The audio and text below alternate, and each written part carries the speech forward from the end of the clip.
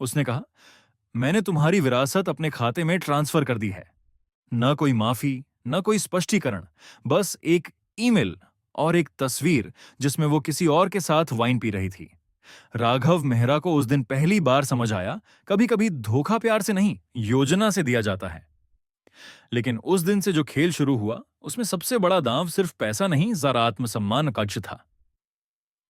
लेकिन उससे पहले एक छोटी सी गुजारिश। आप ये कहानी कहां से देख रहे हैं?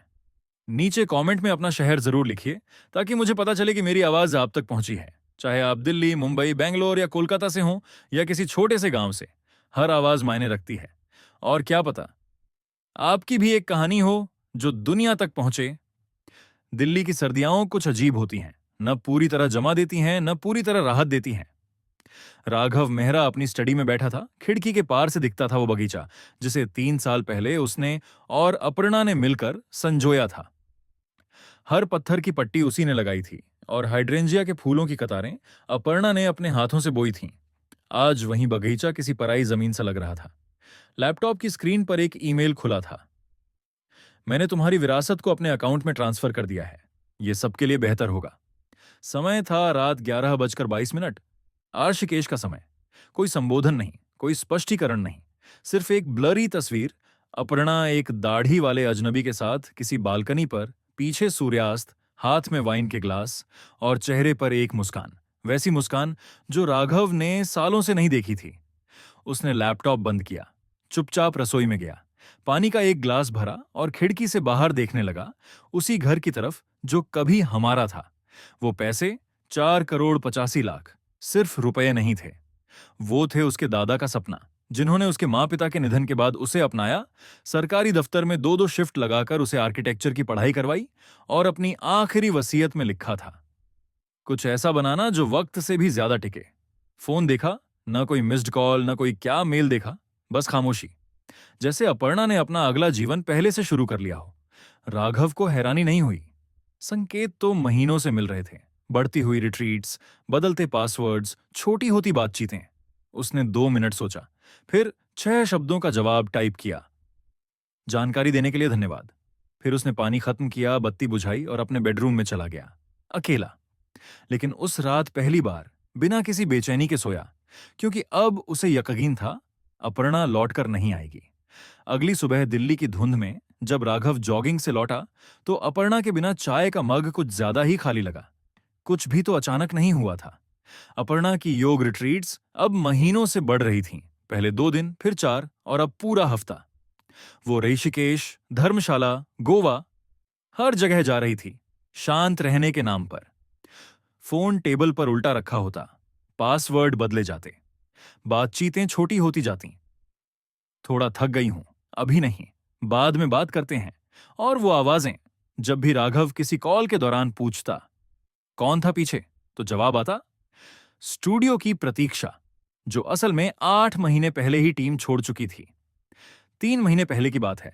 रात के खाने पर अपर्णा ने अचानक पूछा, वो विरासत का पैसा किस अकाउंट में है राघव? क्या हमें उसे अलग अलग जगहों पर नहीं रखना चाहिए? राघव ने सिर हिलाया। सोचता हूं उस पर, लेकिन उस पल कुछ टूटता सा महसूस हुआ। एक दरार, छोटी पर साफ। उसके बाद अपर्णा की यात्राएं बढ़ती गईं। कभी सप्लायर मीटिंग, कभी स्पिरिचुअल कनेक्ट। फिर आया एक दोपहर जब पड़ोसी गौरव जी घर आए। आपके रहते कोई और गाड़ी से अपर्णा को छोड़ने आया था। रात काफी देर हो गई थी तो ध्यान गया। राघव उस दिन मुंबई में एक कॉन्फ्रेंस में था। उसने कुछ नहीं कहा, सिर्फ गौरव जी की पत्नी के भेजे पराठे का धन्यवाद किया और बात को दिमाग में दर्ज कर लिया। अब जोड़ना शुरू हो गया था। बदलते पासवर्ड्स, बंद बैंकिंग एप्स, वित्तीय बातचीतों का अचानक खत्म हो जाना, और फिर मैंने तुम्हारी विरासत अपने नाम कर दी है वाला ईमेल। राघव को अब यकीन हो गया था, कुछ गलत था, और वो सिर्फ एक पत्नी की धोखाधड़ी नहीं, बल्कि एक योजनाबद्ध चोरी थी। उस शाम राघव ने लैपटॉप फिर से खोला, न किसी ईमेल को खंगाला, न कोई कॉल रिकॉर्ड चेक किया। बस सीधे उस फोल्डर में गया जिसे उन्होंने कभी साथ में बनाया था, होम रेनोवेशन आइडियाज, जहां पर्दों के डिजाइन से लेकर दीवारों के रंग तक की फाइलें थीं। लेकिन उस दिन वहां कुछ और मिला, कुछ ऐसा जो शायद अपर्णा भूल गई थी हटाना। स्क्रीनशॉट्स, उसके बैंक खातों के, नोट्स, ट्रांसफर प्रोटोकॉल्स के, एक व्हाइट बोर्ड की तस्वीर, 4,85,85,000 रुपए, 20% शॉन ट्रांसफर चार्ज एक्सप्लेनेशन। वो कोई गलती नहीं थी, वो एक प्लान था, महीनों से सोच समझकर तैयार किया गया प्लान। राघव ने कुछ नहीं कहा, न अपर्णा को कॉल किया, न किसी को बताया। बस अपनी नीली डायरी खोली, जिसमें वो सिर्फ उन्हीं बातों को लिखता था जिनसे उसका भविष्य तय होता था। पन्ना पलटा, उम्मीद, नलिनी सेठ, दादाजी की लीगल सलाहकार। फोन उठाया, नंबर मिलाया। मैं कुछ जरूरी बात करना चाहता हूं, निजी है और संवेदनशील भी। अगली सुबह वह चाणक्यपुरी की एक पुरानी इमारत में पहुंचा जहां नलिनी का ऑफिस था। नलिनी ने उसे ध्यान से सुना, कोई भाव नहीं बदले, सिर्फ नोट्स लेती गई। फिर मुस्कुराकर बोली, अच्छा हुआ जो आपके दादाजी ने विरासत को इररिवोकेबल ट्रस्ट में रखा था। इस पैसे को कोई नहीं छू सकता, न पत्नी न कोई और। राघव ने गहरी सांस ली। अगर कोई कोशिश करे तो? नलिनी की आंखें सख्त हो गईं। तो वो वित्तीय धोखाधड़ी कहलाएगी और इसका कानूनी असर गहरा होगा। मैं चाहता हूं कि हर ट्राई, हर अटेम्प्ट लॉग हो। कोई बदलाव हो तो मुझे तुरंत पता चले। हो जाएगा, हम इसे एक सिस्टम से जोड़ देंगे। उस दिन राघव पहली बार डर से नहीं बल्कि योजना से चलने लगा।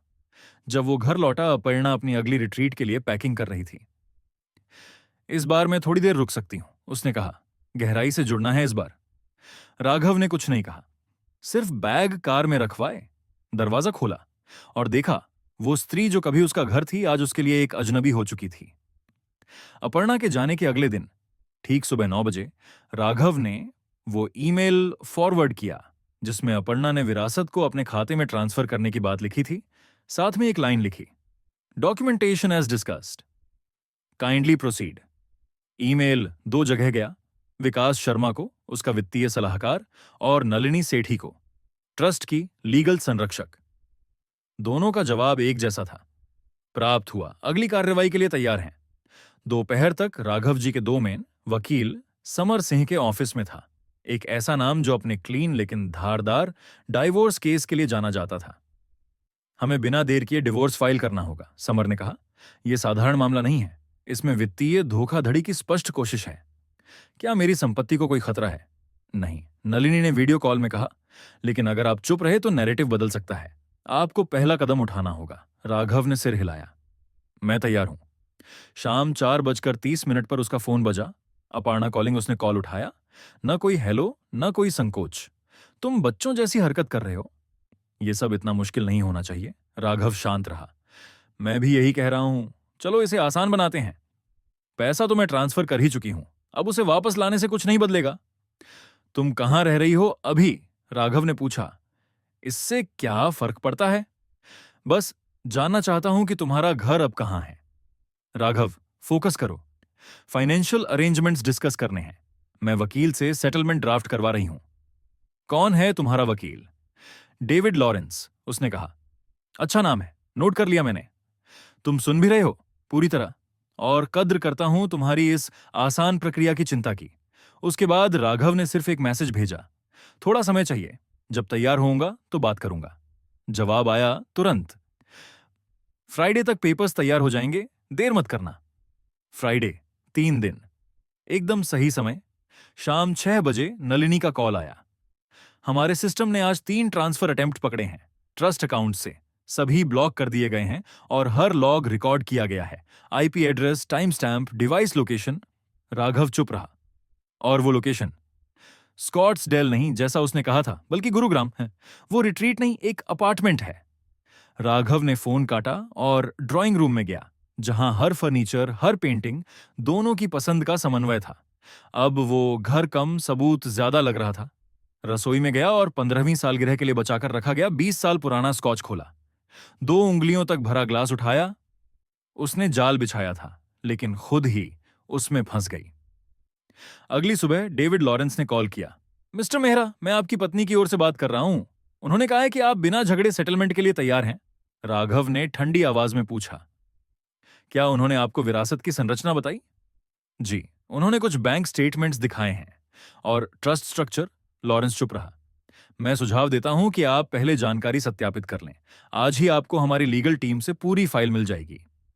उसके बाद राघव ब्राइटस्टोन बैंक गया, जहां अपर्णा और उसने वर्षों से साझा खाता रखा था।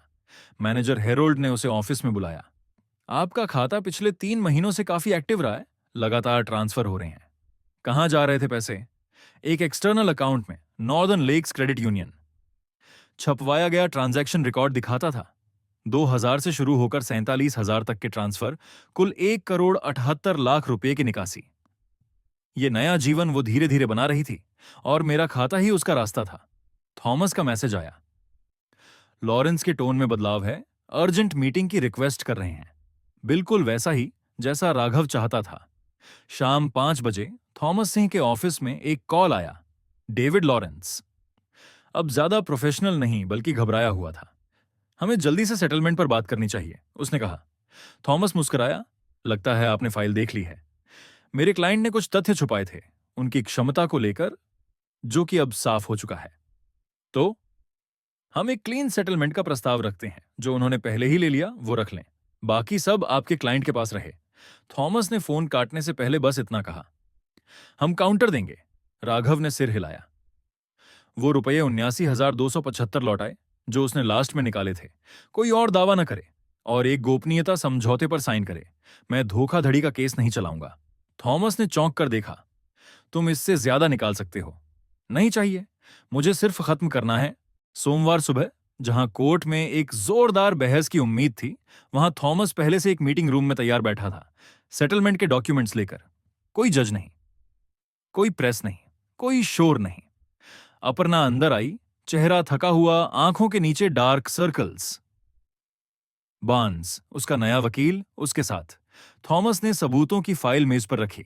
IP logs, transfer record, bank statements, Frank की गवाही, पड़ोसी ने पहचान की थी जेसन की, और होम रिनोवेशन फोल्डर की स्क्रीनशॉट्स।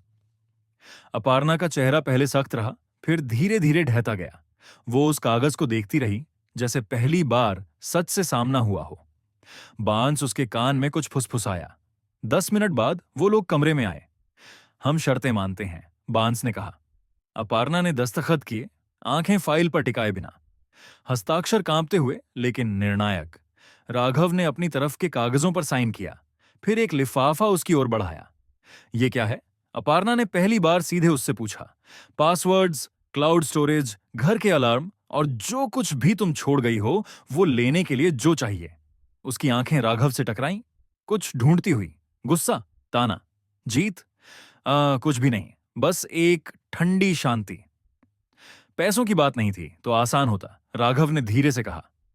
बार्न्स ने उसका हाथ पकड़ा। अपार्णा ने लिफाफा थामा और बिना पीछे देखे चली गई। 6 महीने बीत चुके थे। वो घर, विक्ट्री ड्राइव का वो बंगला जहां हर कोना कभी हम की कहानी सुनाता था, अब बिका हुआ था। एक युवा जोड़े ने खरीदा जिनके जुड़वां बच्चों को वो व्रैप अराउंड पोर्च बहुत पसंद आया, और बगीचे की हाइड्रेंजिया जो आज भी मौसम में मुस्कुरा रही थीं। बिल्कुल जैसे पहले दिन तुमने बोई थी, अपर्णा। राघव ने जाते जाते एक फूल को छूते हुए सोचा, बिना किसी कड़वाहट के। अब वो लोधी कॉलोनी के एक छोटे लेकिन सुंदर लाफ्ट में रहता था, ऑफिस से पैदल दूरी पर। फर्नीचर कम लिया, सामान कम रखा। जिन चीजों में वजन था बस उन्हें रखा। विरासत के पैसे को अब एक नया नाम मिला था, मेहरा फाउंडेशन। एक ट्रस्ट जो उन बच्चों के लिए था जिन्होंने अपने माता पिता खो दिए थे, जैसे कभी राघव ने खोया था। पहली स्कॉलरशिप मिली बिहार की 17 साल की लड़की को, जिसका ऐसे था, घाव नहीं घर बनाना है, जिसने चयन समिति को भावुक कर दिया। जब उसे अवार्ड दिया गया, नलिनी ने धीरे से कहा, आपके दादाजी को यह लड़की जरूर पसंद आती। एक दोपहर डाक बॉक्स में एक लिफाफा आया। कोई रिटर्न एड्रेस नहीं, अंदर एक चेक था, ठीक 79,275 रुपये का। साथ में एक चिट्ठी, बस 4 शब्दों में, बाकी जो बकाया था, ना नाम न साइन। जरूरत भी नहीं थी। उस शाम राघव यमुना के किनारे गया, जहां कभी अपर्णा और उसने एक जॉइंट वेंचर खोलने का सपना देखा था, एक वेलनेस सेंटर जो वो ऑपरेट करती, और वो डिजाइन। सपना बहुत पहले मर चुका था, पर आज वो शांति से विदा हुआ। जेब में चेक रखा था, पर मन में कोई बोझ नहीं। कल इसे ट्रस्ट अकाउंट में डालूंगा। एक और स्कॉलरशिप, एक और नींव। फोन बजा, विकास शर्मा का मैसेज। 7 बजे डिनर पर मिल रहे हैं, उस आर्किटेक्ट के साथ जो मैंने बताया था। राघव ने घड़ी देखी, अब भी समय था। कभी कभी सबसे मजबूत जवाब होता है, कोई बदला नहीं, बस फिर से बनाना। वो उठा, जेब में चेक रखा और शाम का सामना करने चल पड़ा। रात का आसमान अब नीला नहीं बल्कि एक गहरी चुप्पी में लिपटा था। यमुना के किनारे बैठा राघव सिर्फ जहाजों को जाते हुए देख रहा था। पानी के ऊपर से रोशनी टिमटिमा रही थी, जैसे बीते सालों की यादें जो अब न तो जलाती थीं न ही बहकाती। फोन जेब में वाइब्रेट हुआ। एक अनजान नंबर से एक मैसेज था, तुम ठीक हो? कोई नाम नहीं पर पहचान जरूर थी। राघव ने देखा, फिर स्क्रीन ऑफ कर दी। कुछ जवाब देने की जरूरत नहीं थी, क्योंकि जवाब वो खुद बन चुका था। अगली सुबह वो अपने ऑफिस पहुंचा, बैठा नहीं बल्कि सीधे मेहरा फाउंडेशन के कमरे में गया। दीवार पर पहली स्कॉलरशिप होल्डर की तस्वीर लगी थी। उसके चेहरे पर वैसी ही चमक थी जैसी अपर्णा की मुस्कुराहट में कभी थी, पर अब निष्कलंक। तुमने मेरी विरासत छूने की कोशिश की थी, राघव ने मन ही मन कहा, पर तुम समझ नहीं पाई। वो विरासत सिर्फ रुपये में नहीं, उस सोच में है जो पीढ़ियां बदल सकती है। शाम को जब वो घर लौटा, डाइनिंग टेबल पर बस एक प्लेट थी, एक किताब अधखुली पड़ी थी, आर्किटेक्चर ऑफ हीलिंग स्पेसेस, और पास में एक कार्ड उस नई आर्किटेक्ट का जो विकास ने मिलवाया था, जिससे राघव की मुलाकात उस शाम होनी थी। वो मुस्कुराया। शुरुआत जरूरी नहीं कि तूफानी हो। कभी कभी एक मुलाकात, एक स्कॉलरशिप या एक माफी बिना आवाज के भी नई कहानी शुरू कर देती है। और इस तरह राघव मेहरा ने सिखाया कि सबसे मजबूत जवाब न तो गुस्सा है, न बदला, बल्कि वह शक्ति है जिससे हम फिर से खड़े हो सकें। कभी कभी सबसे बड़ी जीत चुपचाप मिलती है, जब आप बदले की जगह निर्माण चुनते हैं। विश्वास टूट सकता है, लेकिन आत्मसम्मान फिर से खड़ा हो सकता है। रिश्ते खत्म होते हैं, पर मूल्य अगर बचे हों तो उनसे एक नई शुरुआत बन सकती है। लेकिन उससे पहले एक छोटी सी गुजारिश। आप ये कहानी कहां से देख रहे हैं? नीचे कमेंट में अपना शहर जरूर लिखिए, ताकि मुझे पता चले कि मेरी आवाज आप तक पहुंची है। चाहे आप दिल्ली, मुंबई, बैंगलोर या कोलकाता से, या किसी छोटे से गांव से, हर आवाज मायने रखती है। और क्या पता, आपकी भी एक कहानी हो जो दुनिया तक पहुंचे।